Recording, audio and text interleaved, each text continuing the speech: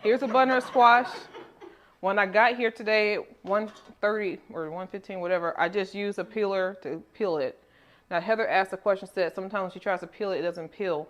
As it ages, the skin on the outside gets a little thicker, and so it can catch. It can start catching when you use it. You have to make sure you can't use a cheap, raggedy dollar store thing. Okay, no, and I'm like seriously, you can't. You got it. You have to have a heavy duty kind of vegetable peeler. Otherwise, you're going to struggle. If you have a high quality one, it'll peel just fine. Now, if it's an aged squash and it's gotten kind of thick, you can all you just go through is down the side with your knife, and it'll come right off. All right. So once you do that, we're going to just take off the top, and we're going to take off the bottom, and you want to take off as little as possible because we want to actually, eat the. So you know it has two parts. There's the bulb and there's the neck. They call it the neck. So we're going to cut just above the bulb, have the neck, and then we have this bulb, and we're going to cut this in half.